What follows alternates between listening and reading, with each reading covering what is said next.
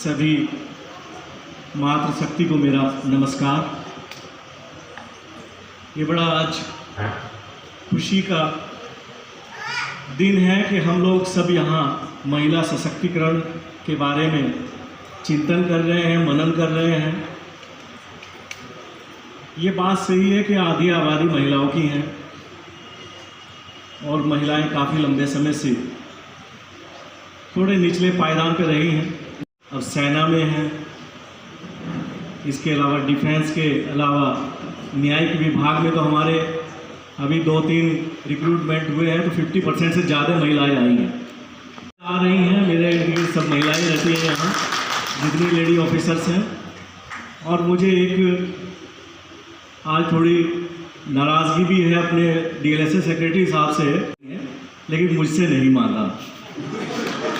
विभाग, पुलिस विभाग और मेडिकल इंस्टीट्यूशन, इसके अलावा डाक विभाग से भी है आई थिंक।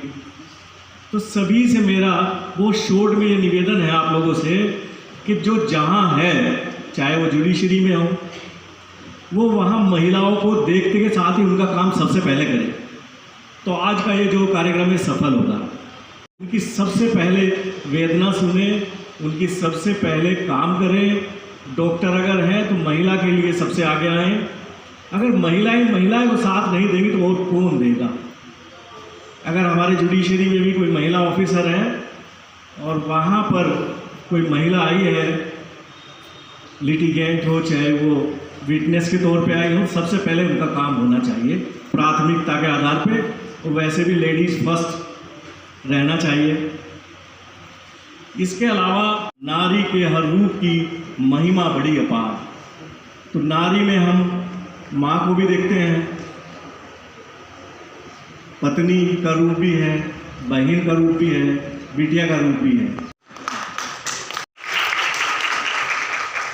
क्या कहना चाहेंगे अंतर्राष्ट्रीय महिला दिवस पर? सबसे पहले तो मैं आपके माध्यम से अंतर्राष्ट्रीय महिला दिवस के अवसर पर सभी महिलाओं को बहुत बहुत शुभकामनाएं देती हूँ।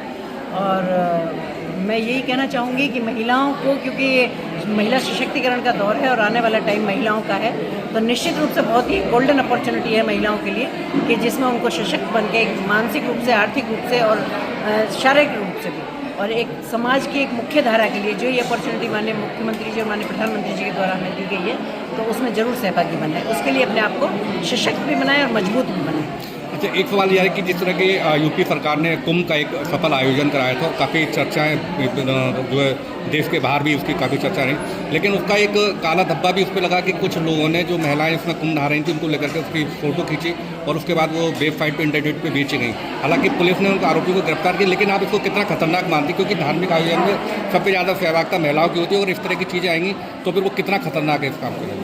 जी बिल्कुल, सबसे पहले तो मैं कुंभ की बहुत बहुत शुभकामनाएं माननीय प्रधानमंत्री जी और माननीय मुख्यमंत्री जी को देना चाहूँगी कि मुख्यमंत्री जी के जो निर्देशन में ये कुंभ का आयोजन हुआ है, ये भविष्य न भूतो। इतना बड़ा आयोजन बहुत मुश्किल बात है। अगर जब बिटिया की शादी करते हैं, घर में परिवार में कहीं शादी ब्याह होते हैं, तो 500 आदमी आते हैं, तो उनका मैनेजमेंट करना बहुत मुश्किल रहता है। यहाँ 66 करोड़ लोगों ने डुबकी लगाई, आस्था की डुबकी जिसको कहना चाहिए। ये आस्था का पर्व था। निश्चित रूप से जैसा आपने पूछा, ये एक बहुत ही दंडनीय अपराध है और बहुत ही अफसोसजनक वाली बात है कि इतनी निगरानी के बाद भी अगर इस तरह की हरकत हुई है, तो मैं यही कहना चाहूँगी कि ये कहीं ना कहीं विकृत मानसिकता को बढ़ावा देता है कि जहाँ हम किसी भी अच्छी चीज़ को, किसी भी पॉजिटिव चीज़ को अगर उसको नेगेटिव बनाने की कोशिश करते हैं। इसके लिए सरकार बहुत सतर्क है, हमारा महिला आयोग भी प्रयासरत है और हमने भी मांग कहूँगी या, क्योंकि इसमें सरकार ने पहले दिन से एक्शन लेना शुरू किया, उसमें लोग गिरफ्तार भी हुए हैं और इसमें निश्चित रूप से जितने भी लोग हैं उसमें ज़रूर पकड़े जाएंगे, क्योंकि ये गंदी मानसिकता के लोगों की एक चेन होती है जो खरीदते हैं या बेचते हैं, ये जो इस तरह की जो तुच्छी और तुच्छ हरकतें करते हैं। तो मुझे लगता है कि इस पर भी मुख्यमंत्री जी भी बहुत सीरियस हैं और ये जो भी है इसका सब दूध का दूध और पानी का पानी होगा, पर निश्चित रूप से बहुत ही गलत और बहुत ही घटिया सोच का परिणाम। क्या महिला आयोग की तरफ से आप अध्यक्ष हैं, तो इसकी तरफ कोई ऐसा कुछ करना की सोच रही, जिसकी वजह आगे इस पर कोई? एक्चुअली क्या है कि हमारे पास ऐसे शिकायत कुछ नहीं आई है, लेकिन हमें भी जैसा आप ही लोगों के माध्यम से पता चला कि इस तरह की हरकतें हो रही हैं। तो लेकिन पहले दिन से इसमें सरकार ने एक्शन लिया और एक्शन लेने के बाद क्योंकि हमें उतना पूछने का ज़रूरत नहीं पड़ा कि तभी से गिरफ्तारियाँ शुरू हो गई।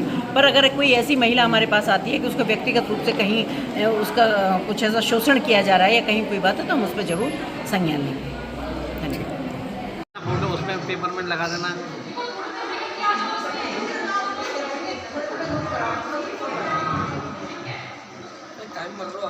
वो है